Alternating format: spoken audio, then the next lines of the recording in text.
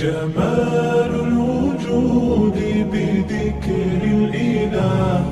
Basically اس ادارے کو بنانے کی سوچ کا آغاز مدینہ منورہ سے ہوا، جہاں بہت سی ایسی پازیٹیو باتیں دیکھنے کو اور سیکھنے کو ملی جو ہمارے یہاں جس کی پریکٹس نہیں ہے. تو ہمارے یہاں بھی اس طرز کا کوئی ادارہ ہونا چاہیے اور وہ جگہ جدید تقاضوں کو بھی پورا کرے، جیسے کہ ملٹی میڈیا کا استعمال تجوید سکھانے کے لیے. اللہ تعالیٰ فرماتا ہے وَنُنَزِّلُ مِنَ الْقُرْآنِ مَا هُوَ شِفَاءٌ وَرَحْمَةٌ لِّلْمُؤْمِنِينَ، کہ ہم نے قرآن نازل کیا جو کہ مومنین کے لیے شفا ہے اور رحمت ہے.